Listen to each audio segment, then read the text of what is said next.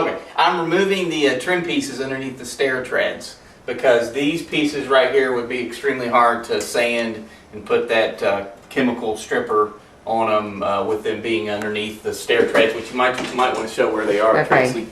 I want you to show me how you're taking one down. All right. I'm just using a little tool. I'm trying not to gouge into the wood, so I'm using, this is just a little chisel. I guess I'm saying that right. It's just a little chisel. I'm using something that's flat. I'm finding a piece to get under, and then it's just a matter carefully popping them off. Because these are, you know, fairly expensive little trim pieces.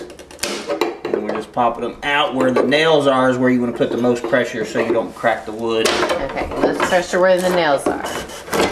And take them off, and then they'll be a lot easier to strip the urethane from and sand with them being off. So we've got about 15 or so of them, plus the little ones over here on the sides. Okay, so we'll have to take these off These too. will come off. Alright, something I failed to show you yesterday when I took these trim pieces off is taking out the nails. And a tip I learned, if you try to hammer the nails out from the back, it'll split. It'll have little wood splits on the front. So what you actually do is you take some pliers. There's a number of different pliers you can use to do this, but I just use some regular pliers. Take it from the back and then twist that way. And then you'll see there's no split in the front. Same deal. And you just twist that way.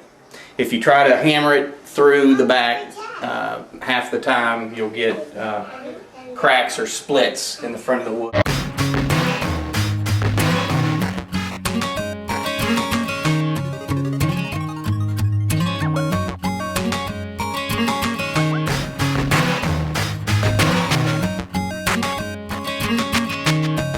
But what you do, you put it in a real nice container of my wife's. Okay, that's Mom's little dish. Okay, you need to use something that's not important. Right. But anyway, you get just an inexpensive brush, and what you're going to do is then paint this on. I would do about a square foot at a time. And you're just going to paint that on. Just it doesn't have to be too liberally, but get it on there pretty good.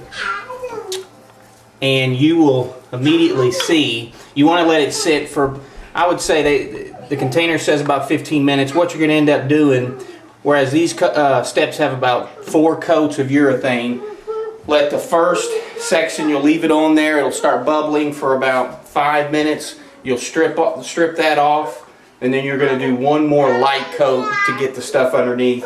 Comes off very easy. I've done 3 there and just covered them up because we're not going to get to sanding and staining those for a couple more days. Okay.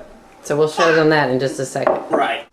Okay, I'm hoping that y'all can see the bubbling going on here. I'm zooming in very closely. Do you see that? That's the polyurethane bubbling up, okay? So now my husband's going to do the next step. Okay, now I'm going to show you how to scrape the polyurethane that is now reacted to the chemical. I'm going to use just a scraper, and you're just going to take it at an angle. You don't want to go straight up, but kind of at an angle like this, and you'll see it just starting to peel back. That looks wonderful. Just do it like that. And this was only with it sitting less than 5 minutes. And like I said, some of this is getting down to bare wood, but then you're going to go back and put a light coat and do this one more time, and then it'll be ready to sand. Right. And explain to them how that ours does not have stain on it. Ours does not have stain on it. This is a, and I'm not a specialist in hardwood floors, but I think this is red oak. Okay. But somebody will see this and probably say, no, it's something else. But I think it's red oak. But with most of your older oak floors, they just put polyurethane over them. They didn't even stain it. And they didn't even stain it. And these aren't so stained. We don't so have these to will worry be a about matter the of stain. taking it off, doing Sanding. 2 coats of, or excuse me, probably 1 coat of stain and 2 coats of satin urethane, which we'll show you all those steps later. Okay, so to be continued. Thank you, honey.